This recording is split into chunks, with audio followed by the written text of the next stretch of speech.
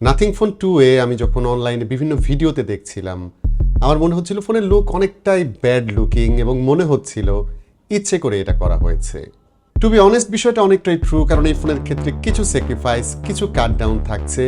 But finally যখন আমি এই ফোনটা হাতে নিলাম তখন ছবিতে যতটা ব্যাড লুকিং দেখেছি ঠিক ততটা মনে হচ্ছিল না।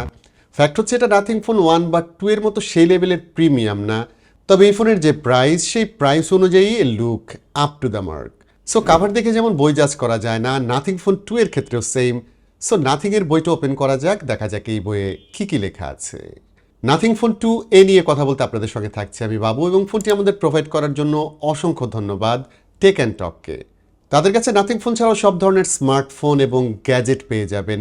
ইভেন যে ডিভাইসগুলো বাংলাদেশে অ্যাভেলেবেল না সেটাও যদি তাদের কাছে আবদার করেন তারা কিন্তু সেটা ম্যানেজ করে দিবে। টেক অ্যান্ড টকের শোরুম থাকছে বসুন্ধরা এবং যমুনা ফিউচার পার্কে, এবং তাদের সকল ডিটেল থাকলেও আমাদের ভিডিও ডেসক্রিপশনে।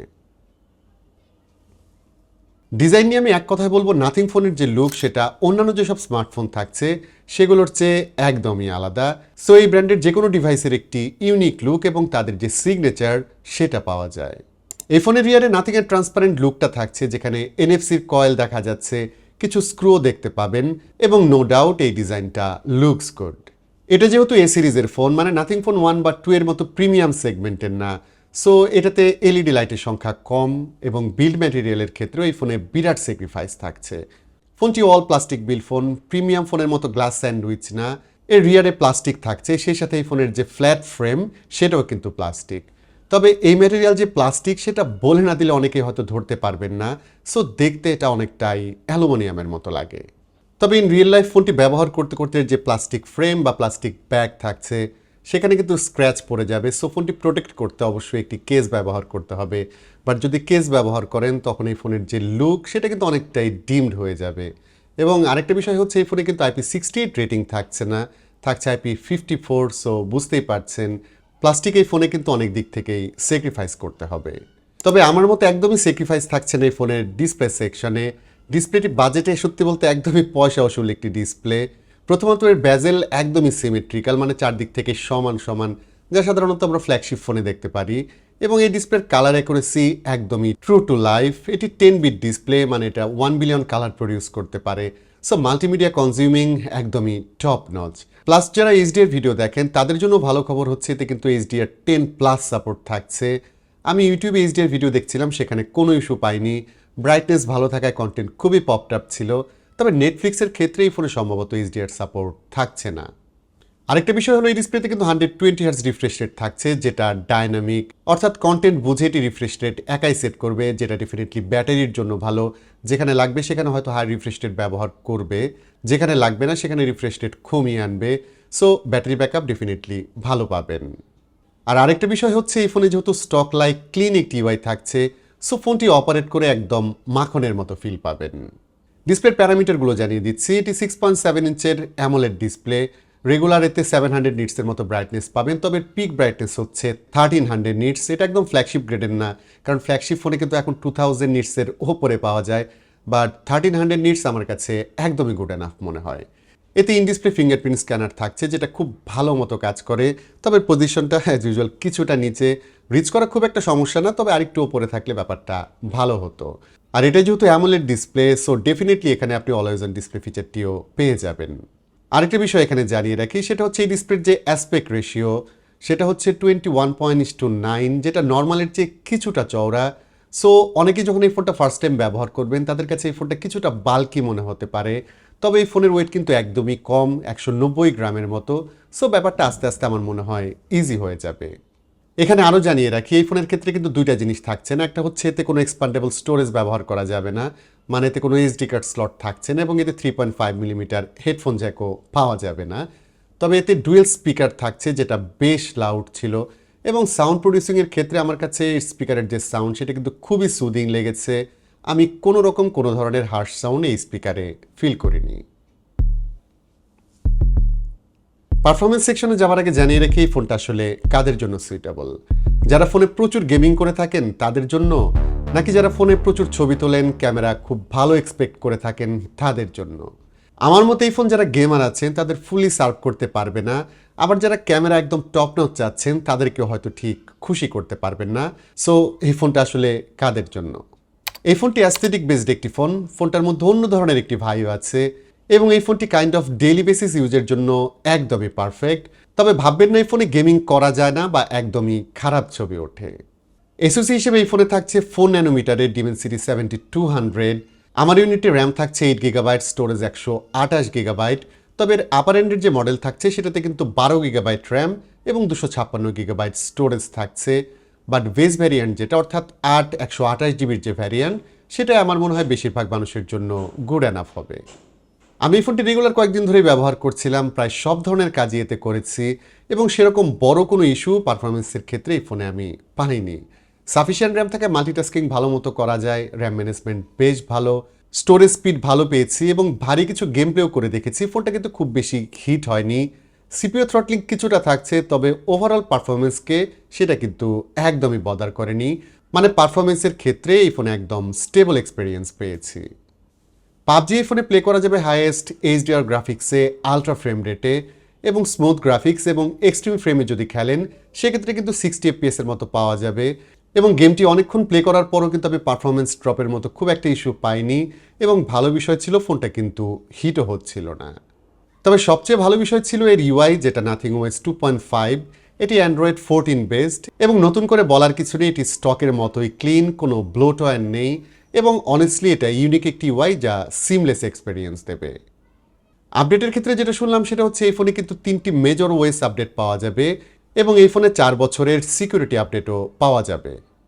এই ফোনের ইউআই যেটা থাকছে সেটা ডট বেসড, সো ফন্ট সহ ফোনের ডিজাইনের ক্ষেত্রে আপনি ডটগুলি দেখতে পাবেন। এবং ইন্টারেস্টিং ফ্যাক্ট হলো এই ইউআইতে কিন্তু প্রচুর উইজেট পাওয়া যাবে যা লুকিং গুড এবং ডেফিনেটলি কাজের জিনিস, সেটা ফোনের লুক কিন্তু অনেকটাই চেঞ্জ করে দেবে। আরও চেঞ্জ করে দেয় গ্লিফ ইন্টারফেস। রিয়ারে থাকা এলইডিগুলি আপনি অনেক ক্ষেত্রে ব্যবহার করতে পারবেন, অনেক কাজেই লাগাতে পারবেন। কল বা নোটিফিকেশনের ক্ষেত্রে এগুলো জ্বলে। এতে টাইমার সাপোর্ট থাকছে এবং মিউজিক রেকগনিশনের অপশনও দেখলাম, যাতে কোনো গান এখানে প্লে করলে সেটার ভিজুয়ালাইজেশনও এখানে দেখা যায়। গ্লিফ ইন্টারফেসের আরেকটা কাজের জিনিস হলো ক্যামেরার ফ্ল্যাশ হিসেবেও কিন্তু এই লাইটগুলিকে আপনি ব্যবহার করতে পারবেন। তবে আরও ভালো বিষয়ের কথা যদি বলি, আপনি যদি চান সেক্ষেত্রে এই লাইটগুলো কিন্তু আপনি অফও করে রাখতে পারবেন। ব্যাটারি সেকশনে খারাপ খবর হচ্ছে এই ফোনের যে স্লিম বক্স, সেখানে কিন্তু কোনো চার্জিং অ্যাডাপ্টার পাওয়া যাবে না। সেটা ডেফিনেটলি আপনাকে বাইরে থেকে কিনে নিতে হবে। এবং জানিয়ে রাখি, এই ফোনে কিন্তু 45 ওয়াটের চার্জিং সাপোর্ট থাকছে এবং 45 ওয়াটের চার্জার দিয়ে এটিকে চার্জ করলে মোটামুটি ঘন্টাখানেকের মধ্যেই ফোনটি ফুল চার্জ করতে পারবেন। তবে এই ফোনের লুক দেখে কিন্তু ভাববেন না এই ফোনে ওয়্যারলেস চার্জিং সাপোর্ট আছে। এই ফোনে ওয়্যারলেস চার্জিং সাপোর্ট থাকছে না। তবে 5000 মিলিঅ্যাম্পার ব্যাটারি নিয়ে আমি স্যাটিসফাইড ছিলাম। আমি যেভাবে ব্যবহার করেছি মোটামুটি 1-1.5 দিনে এই ফোনটি আমি সিঙ্গেল চার্জে ব্যবহার করতে পেরেছি। তো শুরুর দিকে বলছিলাম ক্যামেরা কিন্তু এই ফোনের ক্ষেত্রে মূল ফোকাস পয়েন্ট না এবং এর ক্যামেরা রেজাল্ট নিয়ে অনেকে হয়তো খুব একটা স্যাটিসফাইড নাও হতে পারেন। তবে ভালো লাগলো যেটা, সেটা হচ্ছে এই ক্যামেরার ক্ষেত্রে নাথিং খুবই প্র্যাকটিক্যাল। যে দুটি ক্যামেরা কাজে লাগে সে দুটি এখানে দেওয়া হয়েছে, বাড়তি কোনো ক্যামেরা এখানে থাকছে না। রোবটের দুইটা চোখের মতো এখানে দুইটা ক্যামেরা থাকছে। একটা হচ্ছে 50 মেগাপিক্সেল প্রাইমারি ক্যামেরা এবং অন্যটি হচ্ছে 50 মেগাপিক্সেল আলট্রা ওয়াইড। তো এন্ড রেজাল্টের কথা যদি বলি, এই ক্যামেরা তোলা ছবির ক্ষেত্রে আমি অনেক সময়ই ইনকনসিস্টেন্সির মতো ব্যাপার খেয়াল করেছি। এর মধ্যে মেজর একটি ইস্যু ছিল এর কালার রিপ্রোডাকশন। খেয়াল করে দেখবেন এখানে আলট্রা ওয়াইড অ্যাঙ্গেল ক্যামেরা অনেক বেশি পপড আপ ছবি ক্যাপচার করেছে, অন্যদিকে এর যে প্রাইমারি ক্যামেরা সেটা কিন্তু অনেকটাই ফ্ল্যাট কালার দিচ্ছে। এটা সেন্সরের ইস্যু না, আমি মোটামুটি শিওর। এতে স্যামসাংয়ের সেন্সর ব্যবহার করা হয়েছে, তবে বোঝাই যায় এটা কিন্তু অপটিমাইজেশনের একটি ইস্যু, যেটা হয়তো আপডেটের মাধ্যমে ফিক্স করা যাবে। তবে এই অবস্থায় ক্যামেরা যেরকম আছে সেটা কিন্তু আমার কাছে খুব একটা ভালো লাগেনি। মানে এই ফোনের অন্যান্য সেগমেন্টের তুলনায় এর ক্যামেরা কিন্তু অনেকটাই পিছিয়ে আছে। আমি একদম ব্রড ডেলাইটে কিছু ছবি তুলেছি, সেখানে ডিটেল আমার কাছে একটু কম লেগেছে, সেই সাথে কন্ট্রাস্ট কিছুটা বেশি পেয়েছি। মানে ছবিগুলো ওকে, কাজ চালানো যায়, বাট নট পারফেক্ট। এছাড়াও আরেকটা বিষয় খেয়াল করবেন, সেটা হচ্ছে এইচডিআর প্রসেসিংয়ের ক্ষেত্রে এটা একটু বেশি অ্যাগ্রেসিভ ছিল। পোর্ট্রেট ছবিগুলো রেগুলার ছবির চেয়ে একটু কালারফুল, বাট অনেক সময় দেখা যায় যে কন্ট্রাস্ট ইস্যু এখানেও ছিল। প্লাস ছবির ব্যাকগ্রাউন্ড ব্লারের ক্ষেত্রে কিছু কিছু সময় আমার কাছে আর্টিফিশিয়াল লেগেছে এবং অনেক ক্ষেত্রে একদম পারফেক্টলি এটি কাজ করেনি।